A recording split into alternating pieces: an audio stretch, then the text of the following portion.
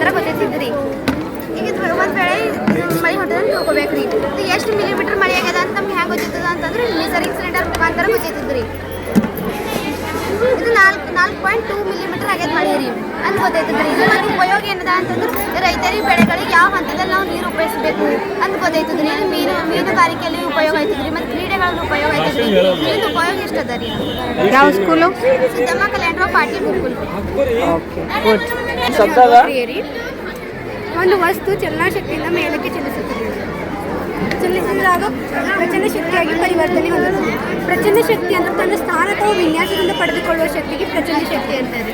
ಪ್ರಚಂಡ ಶಕ್ತಿ ಕಂಡುಹಿಡಬೇಕಾದ್ರೆ ಒಂದು ಸೂತ್ರ ಇದೆ, EP = mgh. ಆ ಸೂತ್ರ ಮುಖಾಂತರ ನಾವು ಕಂಡುಹಿಡ್ಬೋದು ರೀ. ಒಂದು ವಸ್ತು ಮೇಲಿನಿಂದ ಕೆಳಗೆ ಬಿಟ್ಟಾಗ ಚಲನಶಕ್ತಿಯಿಂದ ಕೆಳಗೆ ಬರುತ್ತದೆ. ಚಲನೆಯಿಂದ ಪಡೆದುಕೊಳ್ಳುವ ಶಕ್ತಿಗೆ ಚಲನಶಕ್ತಿ ಅಂತ. ಚಲನಶಕ್ತಿ ಕಂಡುಹಿಡಬೇಕಾದ್ರೆ EK = 12mv². ಅದ್ರ ಮುಖಾಂತರ ನಾವು ಕಂಡುಹಿಡ್ಬೋದು ರೀ. ಮತ್ತು ಈ ಕಾರಂಜಾ ಡ್ಯಾಮ್ ಅದ ರೀ. ಕಾರಂಜಾ ಡ್ಯಾಮ್ನಲ್ಲಿ ನೀರು ಗೇಟ್ ಕ್ಲೋಸ್ ಇದ್ದಾಗ ರೀ ನೀರು ಪ್ರಚನ ಶಕ್ತಿ ರೂಪದಾಗ ಇರ್ತಾವೆ ರೀ. ಓಪನ್ ಮಾಡಿದ್ರೆ ನೀರು ಬರೋದು ಚಲನಶಕ್ತಿ ರೀ. ಮತ್ತು ರೀ ಜೋಗ ಜಲಪಾತದಿಂದ ನೀರು ಸುರಿಯುವುದು ಚಲನಶಕ್ತಿ ರೀ. ಮೇಲಿರೋ ಜೋಗ ಜಲಪಾತ ಮೇಲಿರ್ತಾವಲ್ಲ ರೀ ಅವು ಪ್ರಚನ ಶಕ್ತಿ. ಸೊ ಪ್ರಚನ ಶಕ್ತಿ ಡೆಫಿನಿಷನ್ ಹೇಳು. ತನ್ನ ಸ್ಥಾನ ಅಥವಾ ವಿನ್ಯಾಸದಿಂದ ಪಡೆದುಕೊಳ್ತದಲ್ರಿ ಅದು ಪ್ರಚನ ಶಕ್ತಿ. ಓಕೆ. ಕೈನೆಟಿಕ್ ಎನರ್ಜಿ ಅಂತಂದ್ರೆ ಕೈನೆಟಿಕ್ ಎನರ್ಜಿ ಚಲನಶಕ್ತಿ. ಇವತ್ತು ತಯಾರಿಸ್ಕೊಂಡು ಅದರೊಳಗೆ ಒಂದು ಚಿಕ್ಕ ಪಡೆದ ನೋಡಿ 7ನೇ ತರಗತಿಯಲ್ಲಿ ಓದುತ್ತಿದ್ದೇನೆ. ರಾಜ್ಯದ ಒಳಗೊಂಡ ಭಾರತ ನೌಕಾಶಿ ಭಾರತದ ಒಟ್ಟು ವಿಸ್ತೀರ್ಣ 32,77,263 ಚದರ ಕಿಲೋಮೀಟರ್. ಕರ್ನಾಟಕದ ಒಟ್ಟು ವಿಸ್ತೀರ್ಣ 19,713 ಚದರ ಕಿಲೋಮೀಟರ್. ಯಾವುದು ಅಂತ ಎಕ್ಸ್ಪ್ಲೇನ್ ರಾಜ್ಯ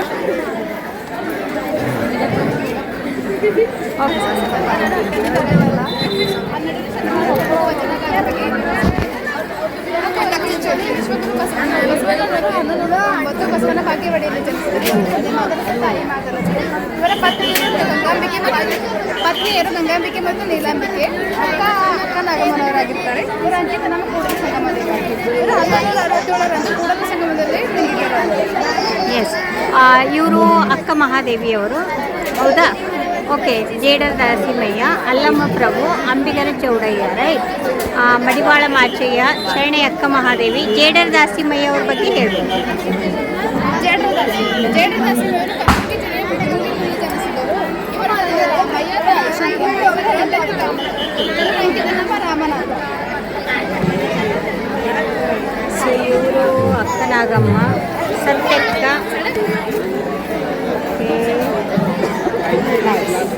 ಸ್ವತಂತ್ರ ಹೋರಾಟಗಾರರು ಟಿಪ್ಪು ಸುಲ್ತಾನರು ಒಬ್ಬರು. ಟಿಪ್ಪು ಸುಲ್ತಾನರು 1 ಡಿಸೆಂಬರ್. ಸುಭಾಷ್ ಚಂದ್ರ ಬೋಸ್ ಅವ್ರ ಬಗ್ಗೆ. ಸುಭಾಷ್ ಚಂದ್ರ ಬೋಸ್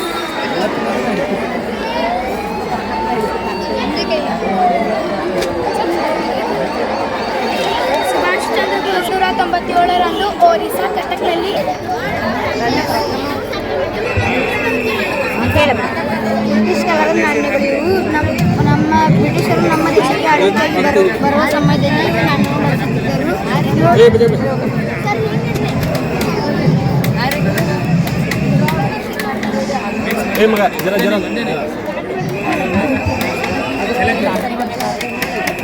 ಇದು ಈ ಕಡೆ ಇರಲಿ, ಯಾಕೆ ಆ ಕಡೆ ಧಕ್ಕೆ ಇರ್ತಾವ ಅವ್ರಿಗೆ ಹತ್ತೋದು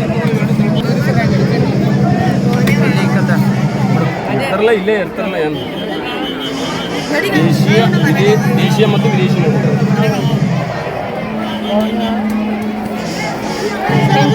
ಎಲ್ಲಿಂದ ಕಲೆಕ್ಟ್ ಮಾಡಿರಿ? ಯಾವ ಇಲ್ಲಿ ನಾವು ಆಮ್ಲಗಳು ಮತ್ತು ಪ್ರತ್ಯಾಮ್ಲಗಳ ಪರೀಕ್ಷೆ ಮಾಡುತ್ತಿದ್ದೇವೆ ಮೇಡಮ್.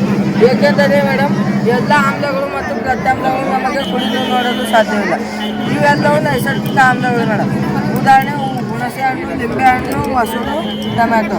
ಮತ್ತು ಇವೆಲ್ಲವೂ ಕೃತಕ ಪ್ರತ್ಯಾಮ್ಲ ಮೇಡಮ್. ಸಾಬೂನಿನ ದ್ರಾವಣ, ಅಮೋನಿಯಂ, ಸೋಡಿಯಂ ಹೈಡ್ರೋಜನ್.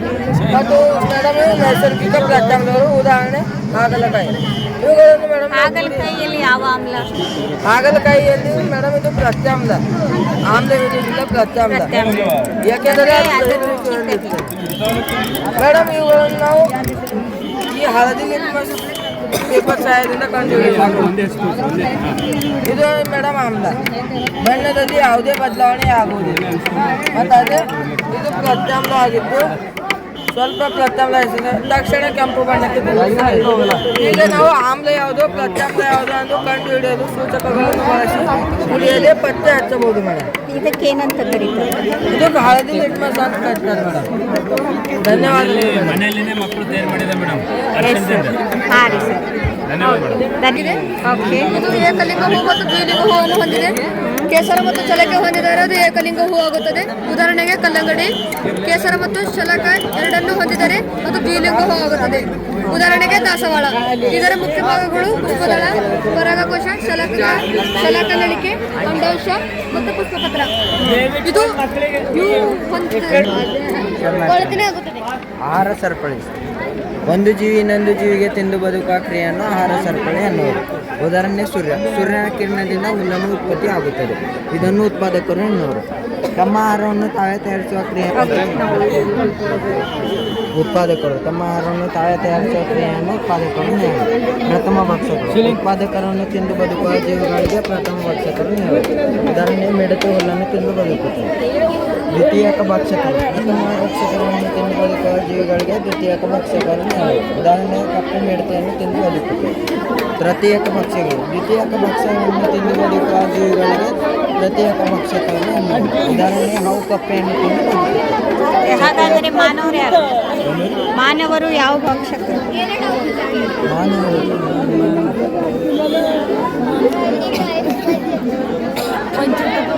ಕ್ವಶನ್ ಬರ್ತದೆ. ಮೂತ್ರ ವಿಸರ್ಜನೆ ಹೇಗಾಯ್ತು ಅಂದ್ರೆ ಅದ್ರ ಜರ ಮಾಹಿತಿ ಕೊಡ್ತೀವಿ. ಇವು ಎರಡು ಜೊತೆ ಮೂತ್ರಪಿಂಡಗಳು, ಎರಡು ಮೂತ್ರಪಿಂಡಗಳು, ಒಂದು ಮೂತ್ರಕೋಶ, ಮೂತ್ರಧಾರ. ಇವು ಮೂತ್ರಪಿಂಡದ ತೂಕ ಒಂದು. ಏನು ಮಾಡಿದ್ದೀರಾ ನೀವು? ಮೈಕ್ರೋಸ್ಕೋಪ್ ಮಾಡಿ ಕನ್ನಡ ಸೂಕ್ಷ್ಮದರ್ಶಕ ಅಂತಾರೆ. 3 ಗಿಡಗಳು ಬರೀ ಸರಳ, ಸಂಯುಕ್ತ, ಸೂಕ್ಷ್ಮದರ್ಶಕ. ಸಂಯುಕ್ತ ಸೂಕ್ಷ್ಮದರ್ಶಕ ಇದನ್ನು ಬ್ಲಡ್ಡಿನೊಳಗೆ ಎಲ್ಲರ ಅಪರಾಧ ಕೇಸ್ ತಗೋರಿ. ಅದರ ಬ್ಲಡ್ಡಿನೊಳಗೆ ಖನಿಜಗಳು ಮತ್ತು ಲೋಹ ಅಂಶ ನೋಡ್ತಾರೆ. ಮತ್ತು ಶಾಲಾ ಕಾಲೇಜುಗಳಲ್ಲಿ ವಿದ್ಯಾರ್ಥಿಗಳು ಪ್ರಯೋಗ ಕಂಡು ಇದ್ರ ಬಗ್ಗೆ ಹೇಳ್ತಾರೆ. ನಮ್ಮ ದೇಹ ಅಂದ್ರೆ ನೋಡ್ರಿ ಸಣ್ಣ ಸಣ್ಣ ಜೀವಕೋಶಗಳಿಗೆ ಮಾಡಿದ್ದಾರೆ. ಕಾಣ್ತದೆ ಇಲ್ಲ ಇದು? ಹಾಂ ಇದು ಕಂಪನದ ಆವೃತ್ತಿ, ಇದು ಕಂಪನದ ಆವೃತ್ತಿ ಸೇಮ್ ಅದ, ಉದ್ದ ಸೇಮ್ ಅದ, ಅಗಲ ಸೇಮ್ ಅಂತ. ಇದಕ್ಕೆ ಉದಾಹರಣೆ ಅಂದ್ರೆ ಸಂಗೀತ ಕಚೇರಿಗಳು, ಭವನಗಳು, ಸಂಗೀತ ವಾದ್ಯಗಳು. ಸತತ ಪ್ರತಿಫಲದಿಂದ ಉಂಟಾದ ಪುನರಾವರ್ತಿತ ಶಬ್ದವನ್ನು ಅನುರಣನಿ ಎನ್ನುವರು.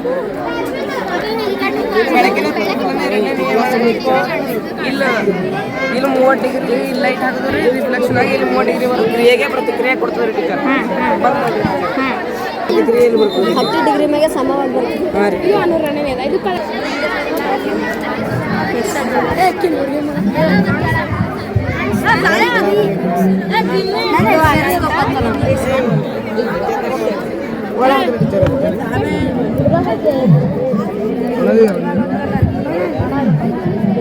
ಈ ಕಡೆ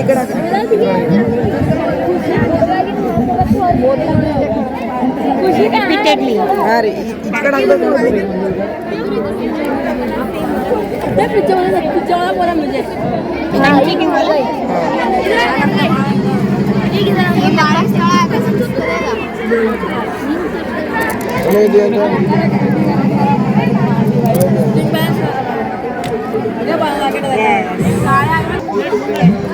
ಗಾಳಿ ಸ್ಥಳ ಆಕ್ರಮಿಸುತ್ತದೆ.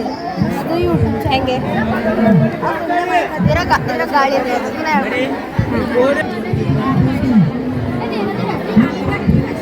ಒಳಗೆ ಗಾಳಿ ಇದೆ.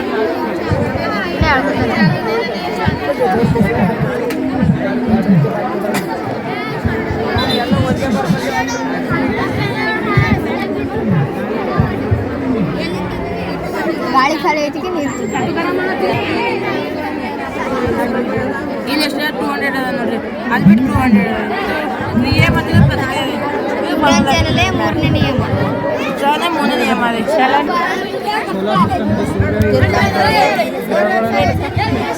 ಇದು ಸೋಲಾರ್ ಸಿಸ್ಟಮ್. ಇದು ಸೂರ್ಯ, ಇವೆಲ್ಲ ಗ್ರಹಗಳು. ಇಲ್ಲಿ ಸೋಲಾರ್ ಸಿಸ್ಟಮ್ನಲ್ಲಿ 8 ಗ್ರಹಗಳು. ಮೊದಲು 9 ಗ್ರಹಗಳು ಇದ್ರು. ಆದರೆ 2006ರಲ್ಲಿ ಒಂದು ಪ್ಲೇಟೋ ಅಂತಕ್ಕಂಥ ಗ್ರಹವನ್ನು ತೆಗೆದಾಕ್ಬಿಟ್ಟಿದ್ದಾರೆ. ಏಕೆಂದರೆ ಅದು ತನ್ನ ಗುಣಲಕ್ಷಣವನ್ನು ಬದಲಾಯಿಸಿಬಿಟ್ಟಿತ್ತು. ಅದು ಪರಿಣಾಮದಲ್ಲಿ ಬೆಳಕು ಹೇಗೆ ಸೋಲಾರ್ ಮೂಲಕ ಅದು ಹೋಗುತ್ತದೆ. ಇದು ಸಾಧಾರಣ ನೀರದರಿ. ಸಾಧಾರಣ ನೀರಿನ ಮೂಲಕ ಸರಳವಾಗಿ ಬೆಳಕನ್ನು ಹಾಯಿಸಬಹುದ್ರಿ. ಉಪ್ಪಿನ ನೀರದರಿ. ಉಪ್ಪಿನ ನೀರಿನ ಮೂಲಕ ಬೆಳಕನ್ನು ಸರಳವಾಗಿ ಹಾಯಿಸಬಹುದ್ರಿ. ಇದು ಚಾಪಿಸಿನ ಚೂರು ಅದ ರೀ. ಚಾಪಿಸಿನ ಚೂರಿನ ಮೂಲಕನೂ ಬೆಳಕನ್ನು ಸರಳವಾಗಿ ಹಾಯಿಸ್ಬೋದು ರೀ. ಅದು ಹಾಲಿನ ಮೂಲಕ ಬೆಳಕನ್ನು ಹಾಯಿಸಲು ಸಾಧ್ಯವಿಲ್ಲ ರೀ. ಯಾಕಂದ್ರೆ ಇದು ಜಾಸ್ತಿ ಒತ್ತಡದಲ್ಲಿ ನಾವು ನೀಲಿ ಬಣ್ಣವಾಗಿ ಪರಿವರ್ತನೆ ಮಾಡ್ತೀವಿ. Correct, very good. ಶರಣಾರ್ಥಿಗಳು ಹೇಳಪ್ಪ. ಒಂದು ಗಂಡು ಲಿಂಗಾಣು ಮತ್ತು ಹೆಣ್ಣು ಲಿಂಗಾಣು ಸಂಯೋಗವಾದಾಗ ಅಲ್ಲಿ ಒಂದು ನಿಷೇಚನ ಕ್ರಿಯೆ ಉಂಟಾಯಿತು. ನಿಷೇಚನ ಕ್ರಿಯೆ ಉಂಟಾದಾಗ ತಾಯಿಯ ಗರ್ಭದಲ್ಲಿ ಒಂದು ಬೀಜ ಹುಟ್ಟಕ್ಕೆ ಪ್ರಾರಂಭವಾಗಿದೆ. ಬೀಜ ಹುಟ್ಟಿದಾಗ ತಾಯಿ ಗರ್ಭಿಣಿ ಆಡಲು ಒಳಗೆ ಇರುತ್ತದೆ. ಮೊದಲನೇ ತಿಂಗಳಲ್ಲಿ ಗರ್ಭಕೋಶವು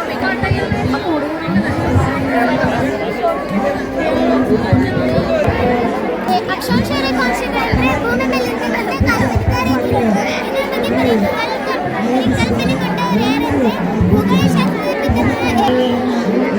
ಗ್ರಾಮದಲ್ಲಿ ನಗರದಲ್ಲಿ ನಗರ ಎಂದರೇನು?